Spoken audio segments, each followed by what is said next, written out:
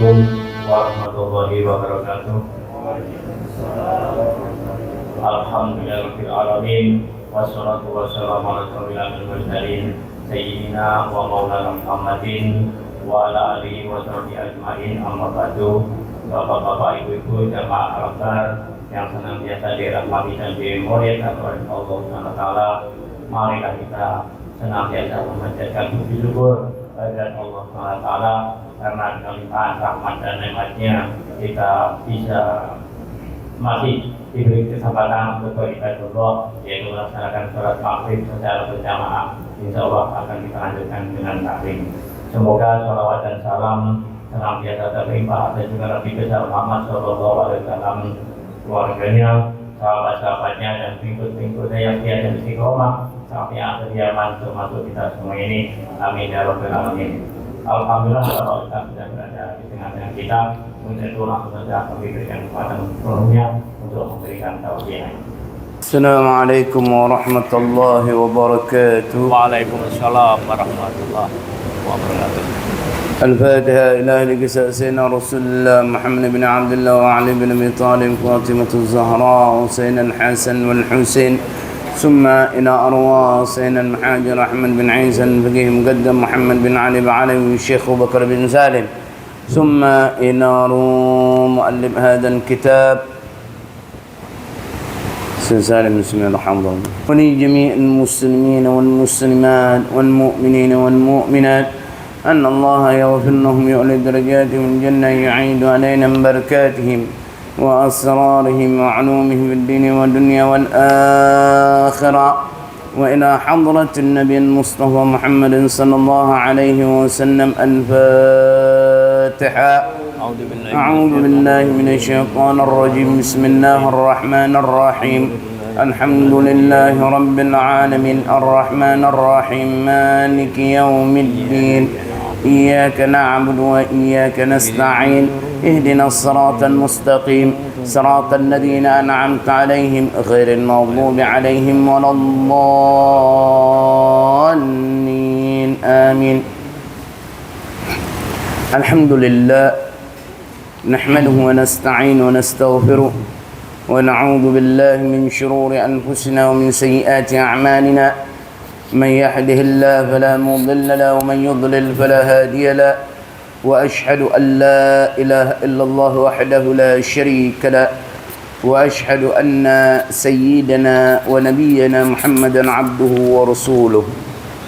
اللهم صل وسلم على سيدنا محمد وعلى آل سيدنا محمد. Amma ba'd. Segala puji serta syukur mari kita hanturkan kepada kehadirat Allah Subhanahu wa taala yang telah memberikan kita kenikmatan sehingga di malam hari ini kita dapat berkumpul di rumahnya Allah Subhanahu wa taala untuk menjalankan kewajipan kita kepada Allah dan juga untuk menghidupkan daripada sunnah-sunnah Rasulullah sallallahu alaihi wasallam. Salawat serta salam tidak lupa kita hanturkan kepada junjungan kita, panutan kita, uswatun hasanah bagi kita, yaitu Nabiuna Muhammadin sallallahu alaihi wasallam serta keluarganya, para sahabat-sahabatnya dan juga umat-umatnya hingga kelak di yaumul qiyamah. Ada yang bertanya tentang apabila lupa membaca daripada Al-Fatihah teringat ketika ruku atau teringat ketika sujud. Ini bagaimana? Apa yang harus dilakukan? Ini pertanyaan yang bagus. Banyak di antara kita bingung langsung tu. Lupa dia baca Fatihah. Apa yang harus dilakukan? Kalau bapak-bapak selama ini apa yang harus dilakukan? Batalkan kan? Ulang dari awal. Lebih gila lagi balik dari awal dia. Ini harus kita pahami ini. Jadi kita bisa mengambil tindakan. Oh begini loh yang harus kita lakukan kalau begini. Seperti lupa membaca Fatihah. Dan ini sering terjadi di dalam kehidupan kita ini.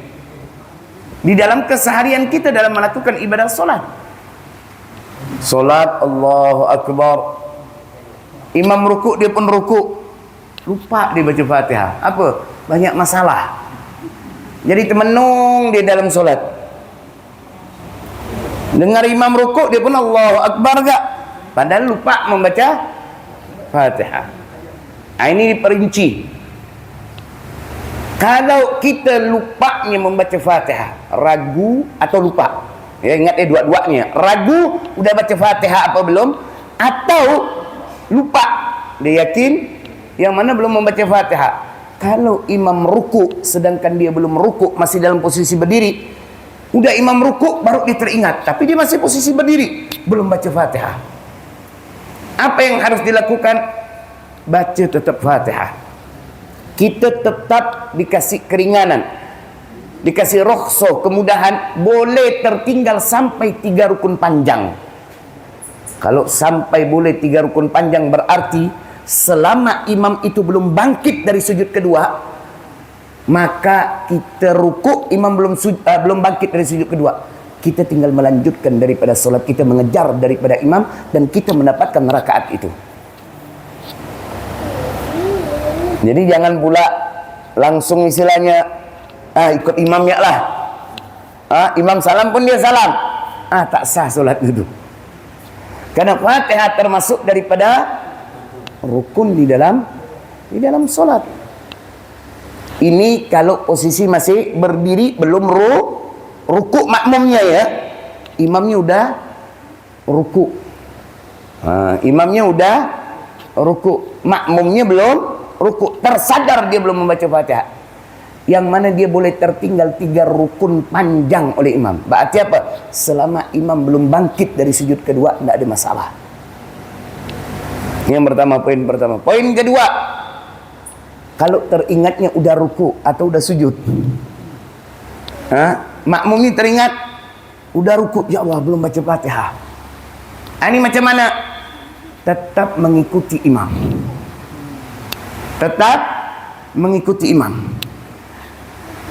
Nanti ketika imam salam, jangan nak salam. Apa? Berdiri kau, nambah 1 rakaat. Karena rakaat yang kau tidak baca Fatihah itu, kau tidak mendapatkan rakaatnya. Ini yang harus dipahami ya. Jangan pula imam salam, dia sujud sahwi. Sujud sahwi tak bisa menggantikan rukun. Sujud sahwi itu bisa menambal daripada sunnah abad yang kita tinggalkan. Rukun kita tinggalkan, kita sujud sahwi tidak bisa. Yang kita tinggalkan ni apa? Fatihah. Fatihah apa? Rukun. Jadi rakaat yang tadi itu kita tidak mendapatkan rakaatnya.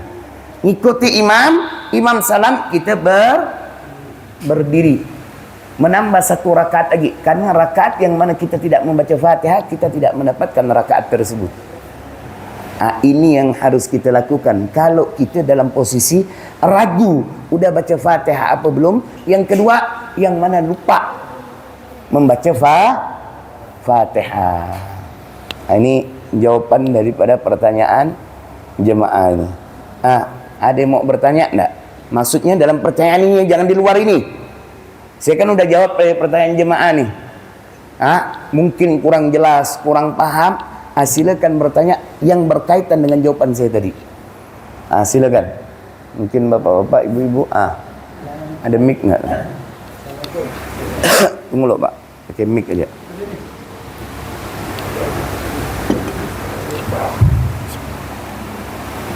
Assalamualaikum warahmatullahi wabarakatuh. Yang tadi Pak Ustaz jelaskan itu kan kebetulan sholat berjamaah. Seandainya ini sholat yang dilakukan sendiri, kita ragu apa kita ini udah Al-Fatihah atau belum? Ada nggak gitu? Ya, itu aja pertanyaan. Simple. Kalau kita sholat sendiri lebih mudah.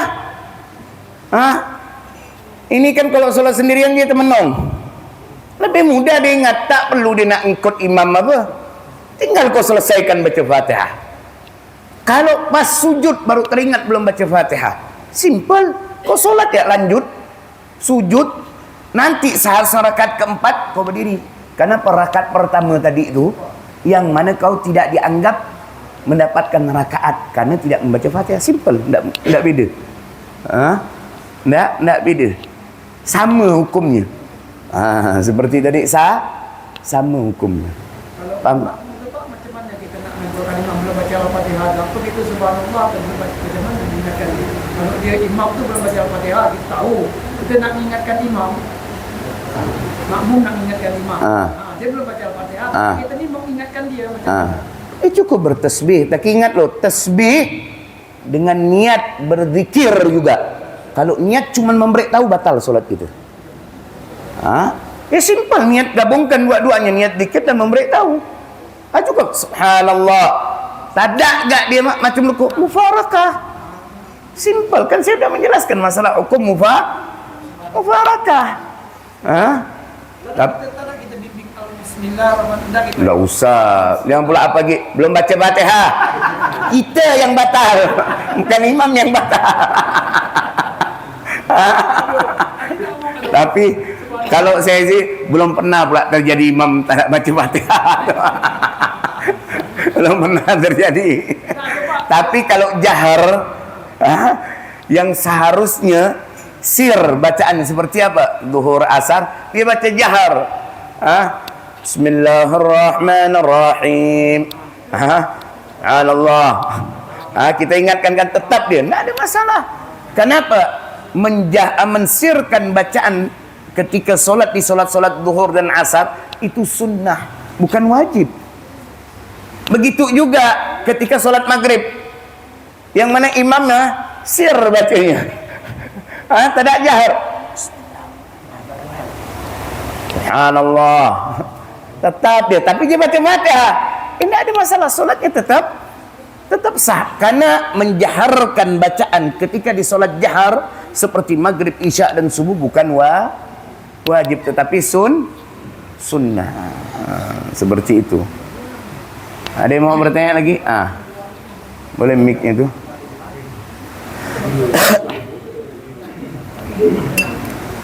Bagi dua, belah sana, belah sini, belah sini. Ustaz, kalau seandainya posisinya makmum yang masbuk, jadi ketinggalan jamaah. Kalau sepengetahuan saya kan, kalau seandainya dapat rukuk sempurna, itu kan dianggap dapat 1 rakaat. Tapi kalau dalam posisi makmum yang masbuk, setelah takbiratul ihram kemudian langsung ikut rukuk, kan berarti tidak baca surat Al-Fatihah. Bagaimana belokannya? Yang saya jelaskan tadi bukan makmum masbuk, tapi muafiq. Makmum yang ikut dari awal dengan imam, bukan masbuk. Yang saya jelaskan tadi itu. Kalau masbuk, ya tidak ada masalah, dia tidak membaca Fatihah. Misalkan dia mendapatkan imam udah ruku, dia pun langsung Allahu Akbar, Allahu Akbar. Dia mendapatkan daripada tumakninah daripada rukuknya imam. Ya berarti dapatkan rakaat daripada rakaat tadi. Dia mendapatkan rakaat tersebut. Tidak perlu baca Fatihah. Yang saya jelaskan tadi, makmum muafiq yang ikut dari awal dengan imam, bukan masbuk. Bukan masbuk. Kalau masbuk, ya tidak ada masalah. Masa dia nak baca Fatihah lagi, tidak perlu. Atau dia pas imam belum rukuk nih, dia pas takbir gini, Allahu Akbar, Bismillahirrahmanirrahim. Imam rukuk, ikut rukuk. Tidak usah membaca Fatihah, disempurnakan. Maka yang saya jelaskan tadi adalah makmum muafiq, makmum yang ikut dari awal dengan imam. Tapi perlu diingat bagi makmum masbuk nih, yang salah nih, begini nih. Ketika dia masuk di dalam solat nih, dia ngejarkan rukuknya imam nih. Kadang langsung gini, Allahu Akbar. Salah nih. Kalau kau seperti itu, mana takbiratul ihram kau? Kau harus bedakan antara takbiratul ihram dengan takbir intiqal. Takbiratul ihram itu rukun di dalam salat, sedangkan takbir intiqal adalah sunnah di dalam salat, bahkan termasuk sunnah hayat yang tidak perlu sujud sahwi kalau kita tinggalkan. Makanya kalau kita masuk dalam salat kita ini masbuk, imam pas rukuk, Allahu Akbar, Allahu Akbar. Seperti itu. Bukan Allahu Akbar. Ini banyak terjadi loh.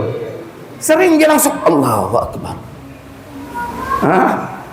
Ini salah nih. Seharusnya Allahu Akbar, Allahu Akbar. Dan ingat, kalau kita mendapatkan rukuknya imam dengan kadar tumaknina, maka dapatkan rakaat tadi. Tapi kalau tidak dapat kadar tumakninanya, rukuknya imam, kita tidak mendapatkan rakaat tadi. Kita misalkan Allahu Akbar, Allahu Akbar, Sami Allah, berarti kita tidak mendapatkan tumaknina rukuknya imam. Berarti rakaat itu kita tidak dapatkan. Nanti ketika imam salam, kita harus berdiri menyempurnakan daripada rakaat itu. Maka kita harus pastikan dulu. Jangan nak main cari amannya lah. Tambah ya 1 rakaat, kau tambah 1 rakaat, sebenarnya udah sempurna. Jadi 5 rakaat kau solat, tak sah solat tuh. Maka kita pastikan dulu, kita dapat tak kadar tumakninanya rukuknya imam nih. Kalau kita dapatkan, berarti kita dapatkan rakaat itu. Kalau enggak, berarti kita tidak mendapatkan rakaat tersebut. Paham Mbak ya? Jadi yang saya jelaskan tadi di awal, untuk makmum muafiq masbuk tidak berlaku. Dia mau bertanya lagi. Ibu-ibu mungkin.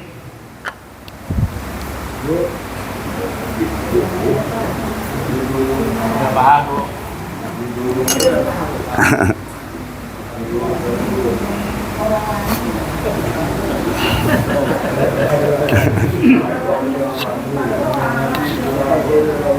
Apa Bu? Tak berani. Oh tidak, saya tak ada garang Bu. Tak ada nyakar saya Bu. Jinak-jinak nih saya ni. Tak ada yang bertanya?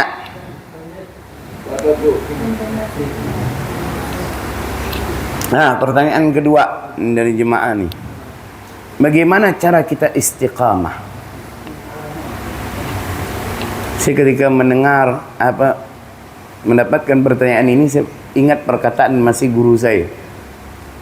Sampai sekarang masih teringat saya perkataan guru saya, Al-Habib Umar bin Muhammad bin Salim bin Hafid di Yaman sana.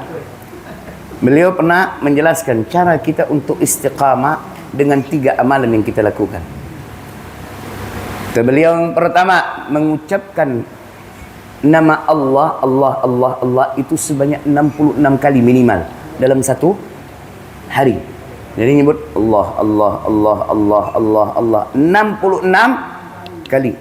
Yang kedua, membaca surah An-Nas pagi hari 7 kali, sore hari 7 kali. Yang ketiga, membaca ayat kursi setiap habis solat. Setiap habis solat tuh baca ayat kursi. Setiap habis solat 5 waktu baca ayat kursi. 3 amalan ini insya Allah akan membuat kita istiqamah dalam melakukan setiap ibadah. Ini boleh kita amalkan nih. Kalau nyebut Allah, Allah, Allah mah 1 menit kelar tuh. Iya 66 kali. 1 menit kelar. Allah, Allah, Allah, Allah, Allah, Allah, Allah, Allah, Allah, Allah, Allah, Allah. 66 kali dalam satu hari. Lalu membaca surah An-Nas 7 kali di pagi hari, di sore hari 7 kali. Lalu membaca surah ayat kursi setiap habis sholat. 3 amalan ini aja kita istiqamahkan, maka kita akan menjadi orang yang istiqamah dalam menjalankan ibadah kepada Allah. Kalau udah istiqamah tuh Pak, enak Pak. Enak. Jadi kita nih bukan belang-belang kambing. Mood bagus, turunlah ke masjid. Mood tak bagus, kata orang putih nak merisau. Tadaklah dia turun di masjid, solat di rumah. Kalau ditanya, kenapa tak turun? Pening bala aku. Karena banyak masalah tuh. Ini kan orang yang mana tidak memiliki keistiqomahan. Tapi kalau orang yang memiliki keistiqomahan, apapun yang terjadi, mau ada masalah, mau susah, mau senang, bahagia, dia tetap turun solat di masjid.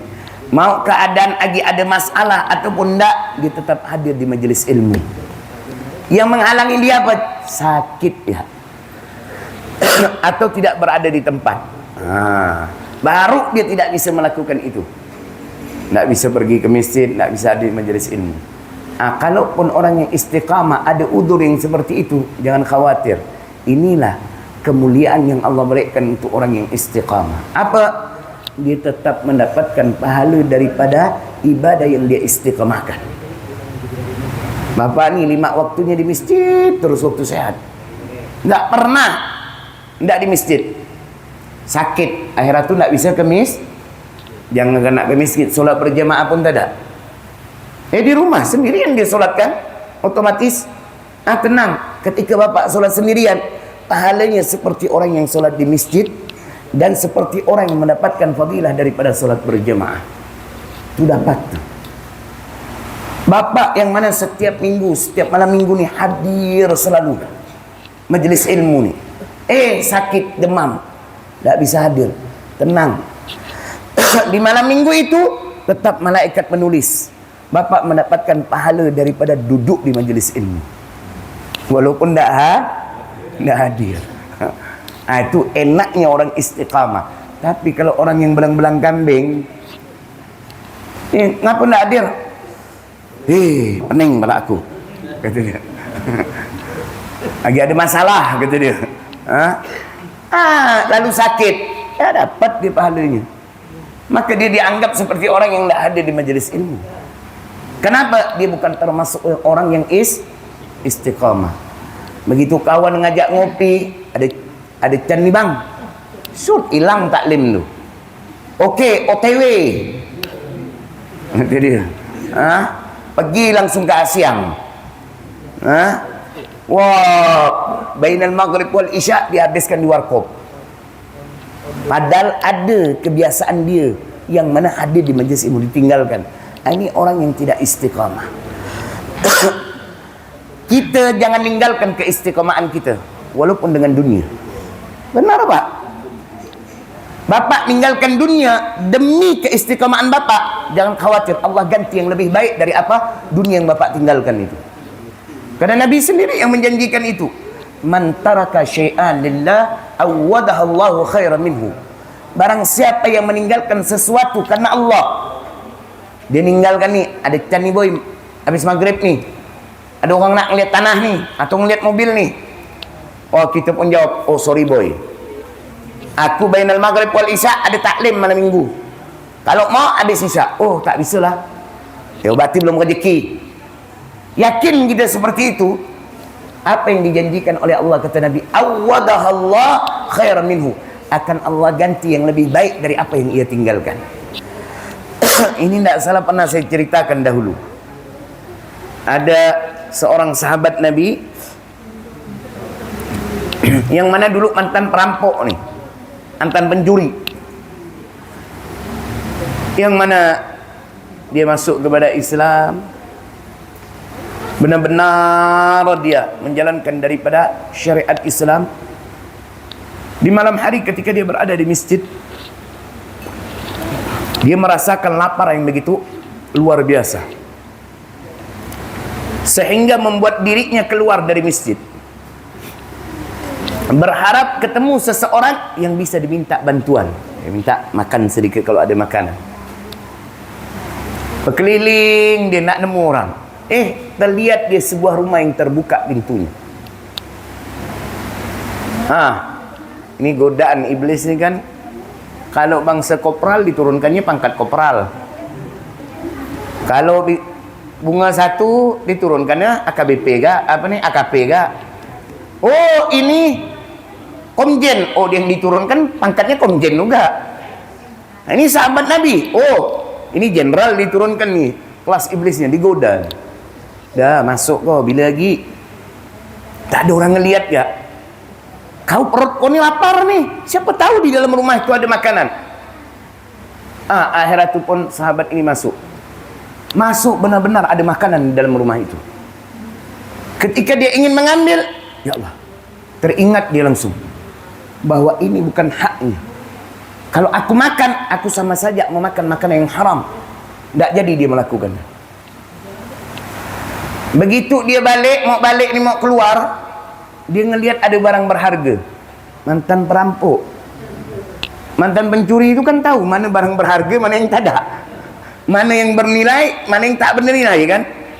Ini bernilai ini. Coba dia nak ngambil, dia teringat lagi, ini bukan hak aku. Segera dia nak keluar dari rumah itu. Tapi ketika dia akan keluar, ternyata salah satu pintu kamar dari rumah itu terbuka.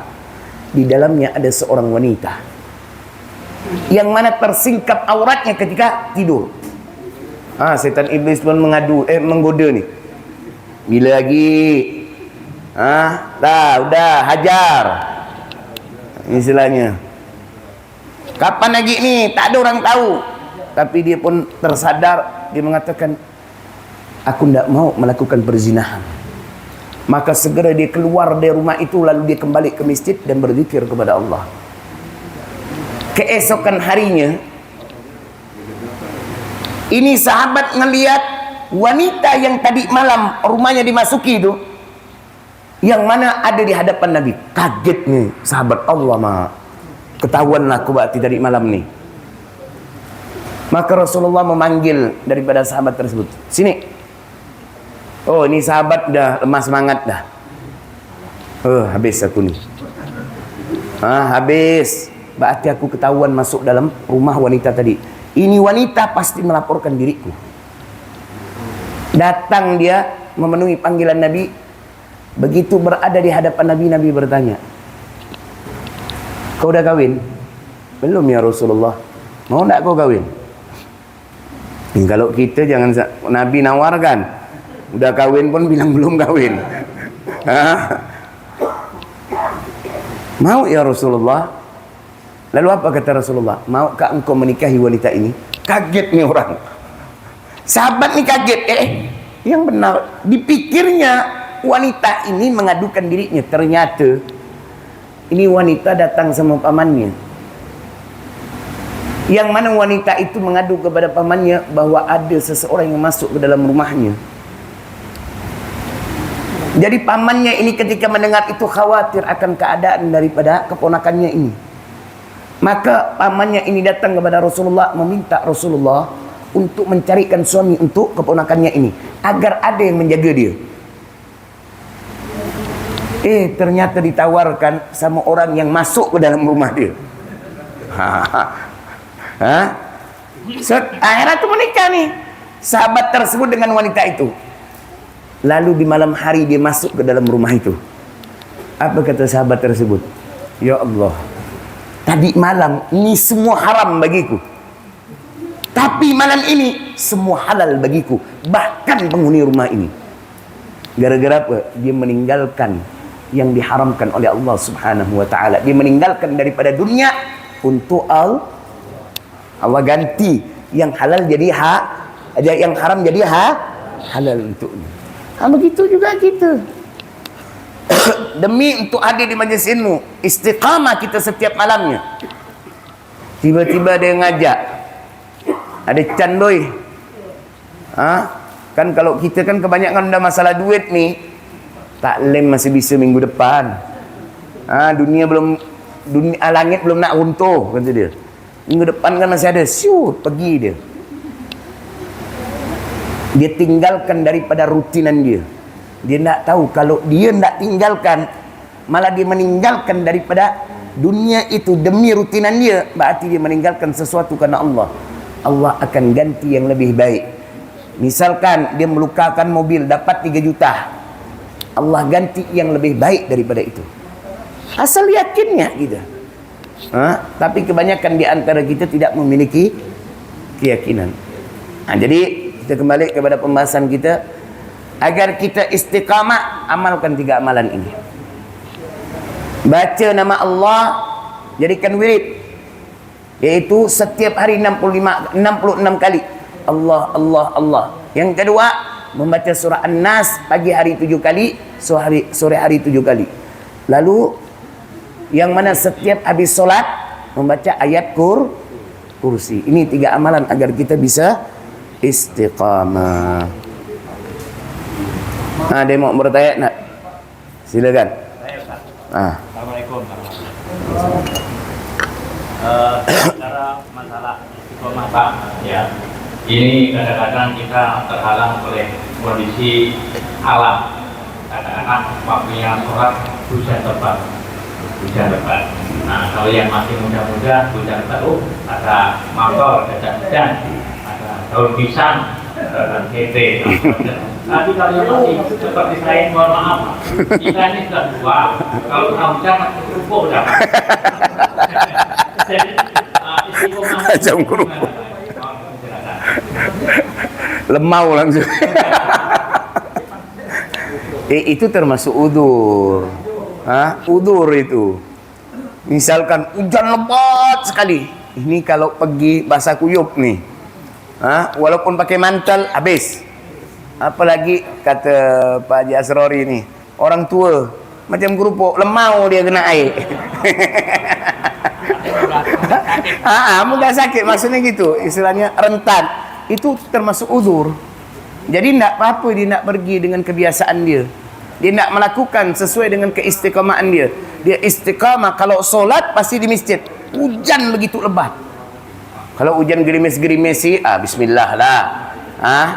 Istilahnya tak ada agak macam mana. Tapi ini hujan lebat. Betul kata Haji Asrari. Orang tua bisa sakit. Ini termasuk udur. Tidak ada masalah. Jadi kalau dia solat di rumah, dia dianggap berjemaah. Karena udur tadi. Karena udur tadi. Tapi kalau gerimis rintik-rintik, Allah, macam kambingnya gitu, tak boleh kena air. Jadi gitu. Jadi nak apa-apa Pak Haji. Itu termasuk daripada udur juga. Ada yang mau bertanya lagi?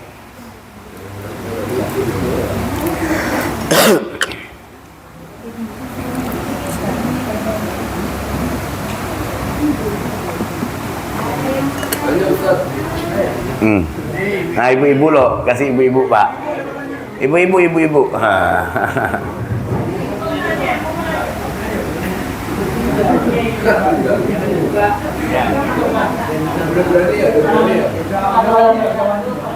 Waalaikumsalam. Apabila kita datang ke masjid, nengok jam tinggal 3 menit, sebaiknya sholat tahiyatul masjid atau sholat qobliyah.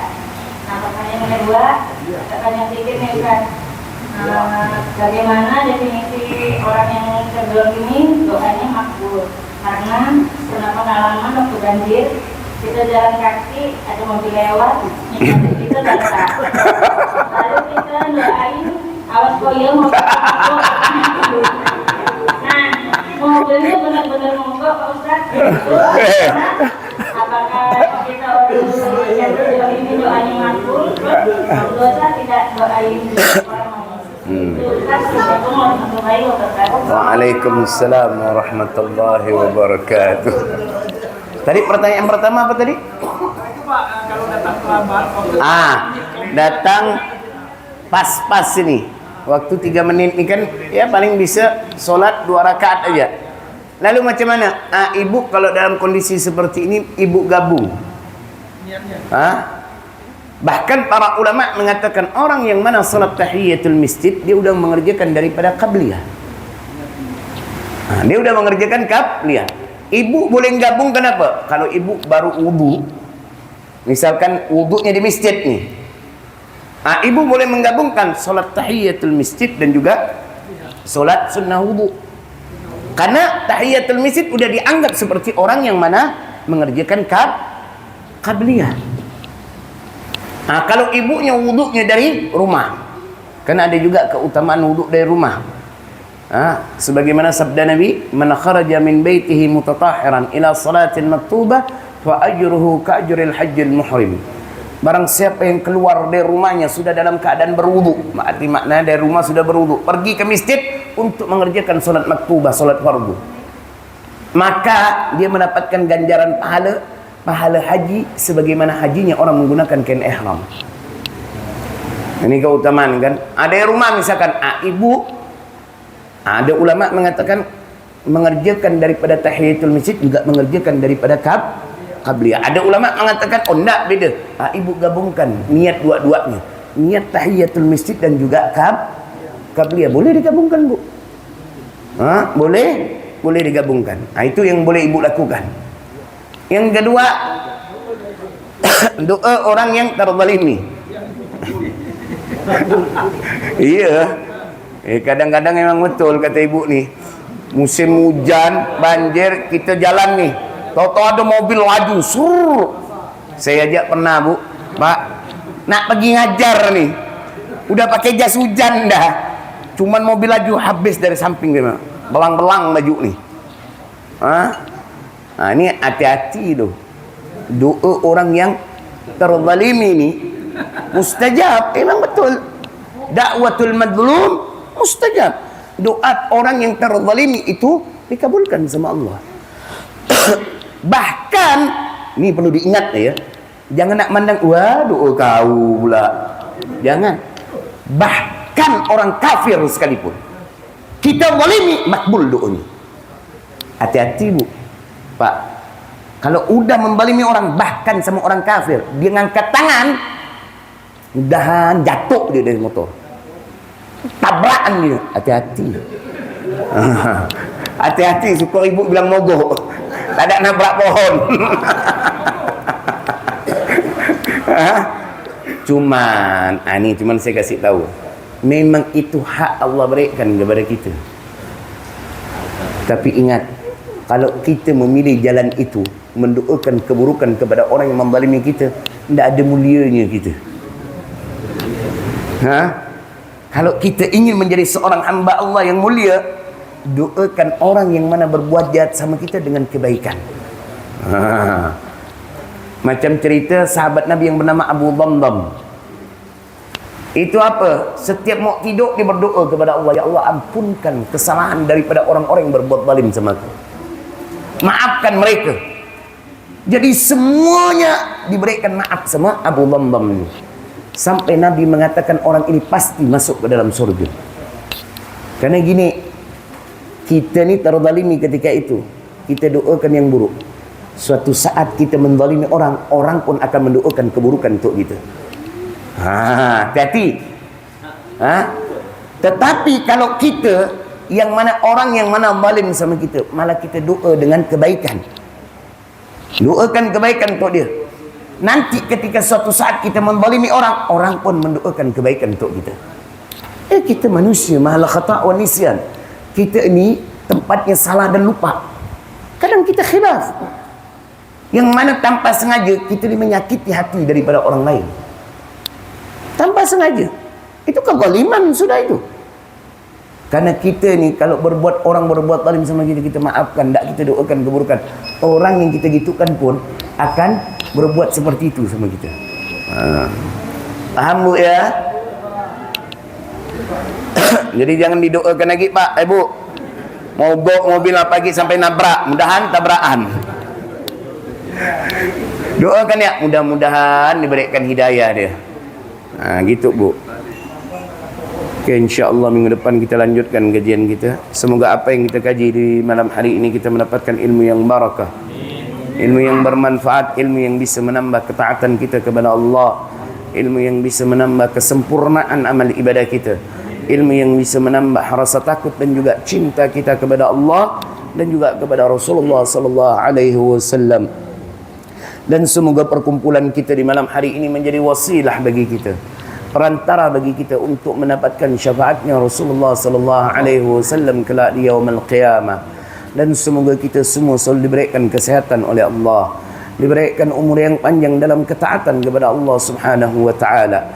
Dan semoga segala urusan dunia dan akhirat kita dimudahkan oleh Allah. Dan semoga rezeki kita dilancarkan oleh Allah dengan rezeki yang halal dan juga barakah. Dan semoga anak-anak kita dijadikan anak-anak yang saleh dan juga salihah. Dan semoga segala bentuk amal ibadah kita diterima oleh Allah. Dan semoga dosa-dosa kita diampunkan oleh Allah. Dan semoga kita semua diwafatkan oleh Allah Subhanahu wa taala dalam keadaan husnul khatimah. Kalimat terakhir yang kita ucapkan ketika kita meninggalkan dunia adalah la ilaha illallah Muhammadar Rasulullah sallallahu alaihi wasallam. Subhanakallahumma bihamdika wa ashhadu an la ilaha illa anta wastaghfiruka wa atubu ilaik.